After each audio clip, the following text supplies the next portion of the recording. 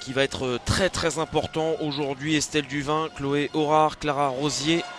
Et c'est parti pour cette rencontre, ce match importantissime. Le deuxième match de l'équipe de France dans ces championnats du monde de Brompton face à la Hongrie. Et qui arrive pourtant dans les meilleures dispositions avec une grosse envie. Attention à se lancer en angle fermé, super barré sans rebond laissé là pour Lambert sur cette belle occasion. Agressive hein, les Hongroises. Et là il y avait une belle situation. Simone, attention à ce face à face, grosse situation là pour les Hongroises.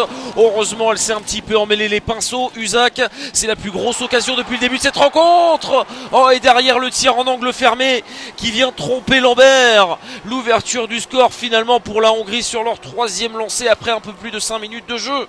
Et malheureusement un replacement c'est bizarre. Un but bien amené, c'est un palais qui va à la cage, mais ouais. En hockey, si tu sais pas quoi faire. Oh, attention à ce palais qui a été récupéré. Oh, le tir qui est arrêté finalement. Parce que le bloc français est plutôt bien installé. Oh, attention avec ce palais qui a été récupéré.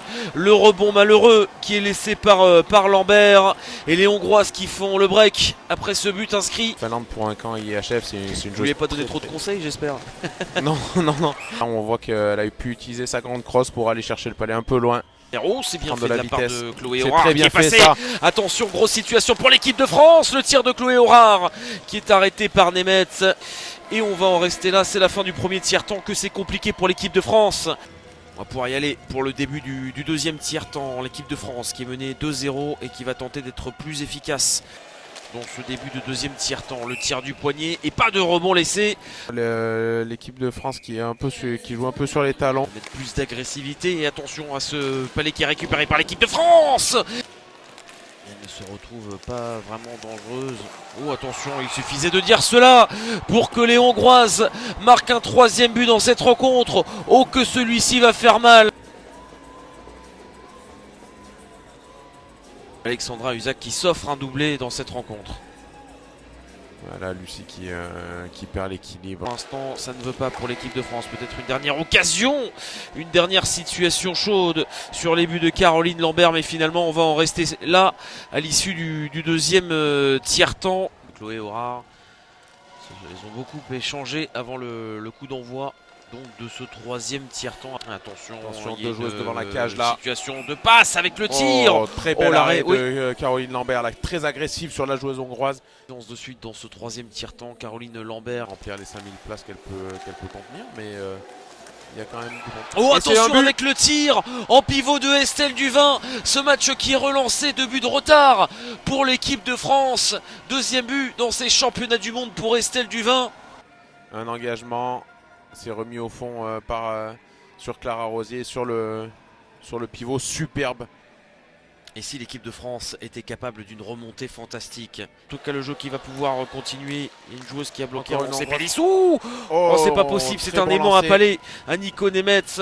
Encore une grosse situation pour l'équipe de France qui récupère un nouveau palais. Alors, il faut qu'elle se mette face à la cage. 15 secondes voilà. avec leur Baudry, la passe derrière pour Duvin. Elles mettent la pression, les Françaises, avec le tir de réception. Et l'équipe de France qui réduit à nouveau l'écart. Un petit but de retard désormais. Le tir puissant de Athéna Locatelli qui vient tromper à Nico Nemetz. Ce match a totalement changé de visage. Très bien fait de la part de Laure qui se met face à la cage. Une bonne passe. Là là, oui. Ouais, superbe lancer de Athéna dans la lucarne. Sur réception. Oh, est-ce que ça a été dévié? Ah, ça a peut-être été touché par Clara. On va revoir de cet angle-là. Oh, même pas. Au moment le plus important. Oh, attention avec cette superbe feinte, on s'est bien fait. Et finalement, le tir qui passe à côté. Oh, attention, Lisa, superbe mouvement de Lisa. Le tir, le bon lancé. Le rebond, c'est une double parade pour Nemetz.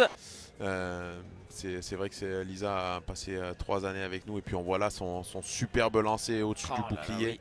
2 buts en moins de 5 minutes. Elle n'arrive plus à construire, de faire la feinte. Ouais. Et là on revoit la pénalité de Clara. J'espère que ce sera seulement 2 minutes parce que. Et oui, c'est ce que l'on redoutait. 5 plus 20 pénalité majeure, malheureusement signalée à l'encontre de Clara Rosier. Que c'est sévère pour l'équipe de France, que c'est dur. Juste que Clara n'aura pas de suspension obligatoire au match prochain. Elle a apporté. Très très sévère C'est avec un la but. déviation. Et les Hongroises qui parviennent à marquer très rapidement dans ce match numéro 2 des championnats du monde. L'équipe de France qui s'incline face à la Hongrie sur le score de 4-2. On y a cru pour l'équipe de France qui est revenue dans le troisième acte. Mais finalement ça sera trop juste. Et c'est une bataille très importante qui vient d'être perdue par les joueuses de Grégory Tarlet.